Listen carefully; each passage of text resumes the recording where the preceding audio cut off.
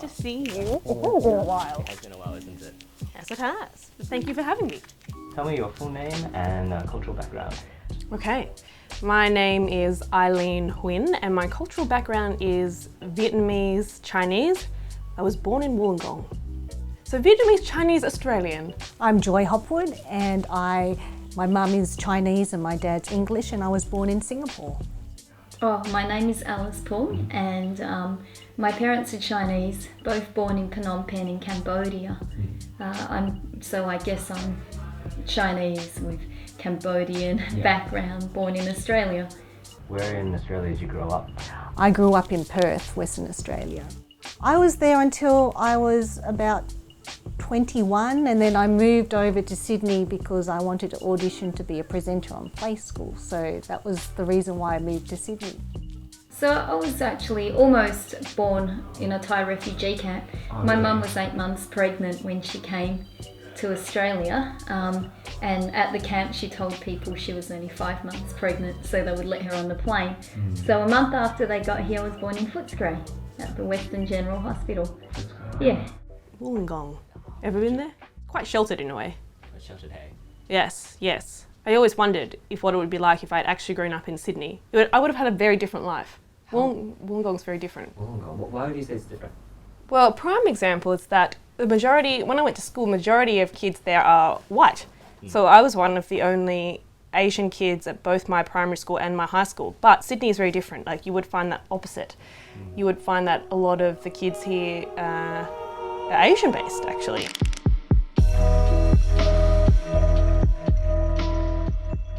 Joy is one of the contributors for Growing Up Asian in Australia. I became friends with a lot of the contributors in that book, and that's when we discovered the Laws, Benjamin and Michelle Law, and so many other wonderful Asian Australians in that book. Yeah.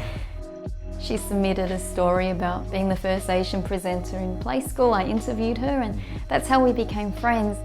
Well, I put out a question to the class saying, what do you want to do when you grow up? And a Chinese girl and an Aboriginal boy said they wanted to work in the media and entertainment industry. And I said, well, go do it. And they said, well, why should we try? We don't even see anyone looking like ourselves on TV, so why bother? And I said, no, you should follow your dreams. And they said, well, it's not until we see people who look like us on TV that we'll give it a shot. And I said, well, I will try and be the first Asian presenter, a regular Asian presenter on Play School, and if I can do it, you can do it. And they said, well, go. And so I did, and I sold everything I owned in Perth, and I moved to Sydney. Yeah, I sold everything. It was like a car, a garage sale, and I sold everything, even my car, actually.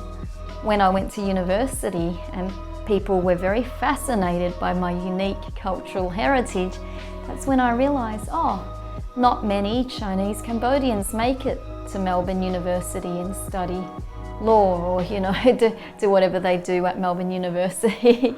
Yeah. And how did you get into writing? At the same time I was studying at university, so I just wrote a lot of short stories, and I had great tutors that encouraged me to submit them to magazines and journals, which I did, and they started to get published. And then when I was 20, an editor, who's my editor to this day for 17 years, he called me up out of the blue because he read one of my stories and he thought it could be, a part of a book. He thought it was an interesting story. So that's how I started my writing career, even before I finished my degree. So I've been very lucky.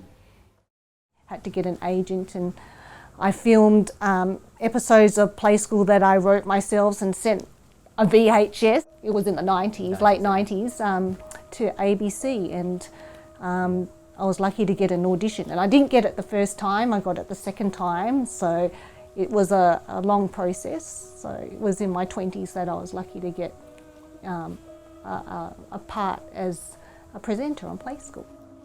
I ran across the road to where my mother was staying because I was at my auntie's. They live across the road from my grandmother's place, and she was already in bed.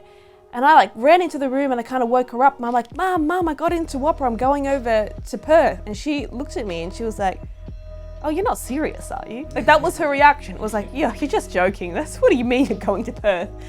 And then I was like, no, I'm going. It was like, oh no, she's serious about it. She spent 3 years doing it at Wollongong and now she's going to spend another 3 years over there. Like, there's no, yeah, that's it. And to be honest, after that, they have been the most supportive parents. Like, I couldn't ask for more supportive parents. They've never questioned it again. They never questioned it after that. They were just like, yep, go for your life. And I don't think I would have the same positive mind frame, if it weren't for their attitude on that. I get letters from mainly young adult women, you know, be they teenagers or women in their 20s.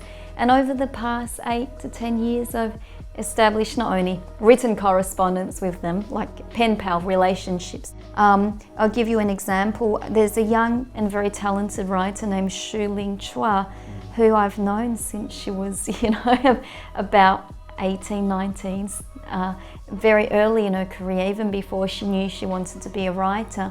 And just to offer that kind of informal mentorship has really been enriching for me.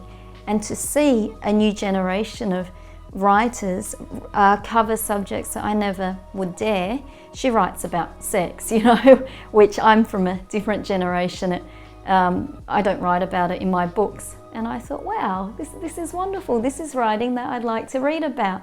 So it's wonderful to find new voices. There's another Asian Australian writer who, I can't remember. Female? She was female and she Yeah. wrote a book. Banana Girl. Yes. Michelle Lee. I love Michelle. That's yes. the one. When Yeah, you yeah. mentioned it was about Actually, no, sex. you're right. She's similar to me in age, and she did write. Yeah, she's a trailblazer.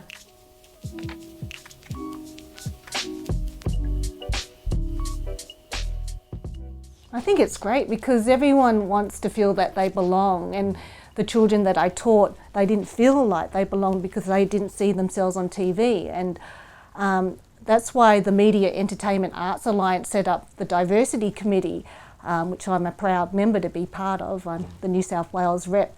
The Playwriting Australia and the Australian Writers Guilds have embraced this initiative, and leaders like Benjamin Law and Alice Pung, who have helped change as writers. Like Benjamin Law has the Family Law on SBS, and it's doing very well. And two people that I admire greatly, because I met them in 2008 when we were contributing writers for Growing Up Asian in Australia, and they haven't changed from that time to where they are now, and they're at the top of their game, and they have remained humble and creative and very embracing to new emerging writers and people in the entertainment industry, and I think it's great. And we need more people like them who have been egoless and so generous.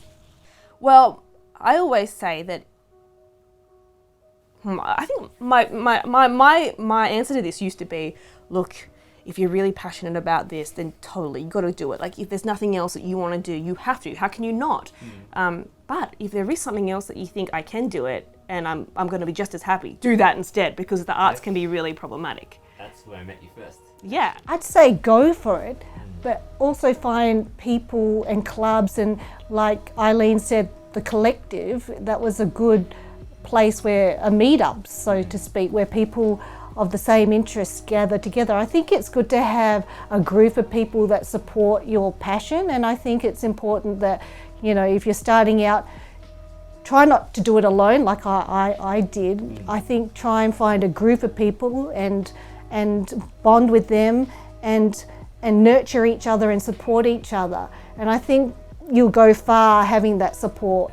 Oh, I guess the best advice I'd offer them, which is advice I can offer now because the industry's changed so much, is you can write what you want. You don't need to be circumscribed by writing about your identity, even though that might be the thing that you want to write the most. Write what you want to write the most. Yeah. Yeah, that was an answer I did a while back. But now my answer kind of veers a bit off that, because now with a lot of the social media talk that we have, where diversity is such a huge issue now, and the box office numbers are huge, you know, and we realize now that diversity does sell. So now I'm like I would probably say to a young person, like, you have every right to be in this arena because these stories need to be told. They must be told.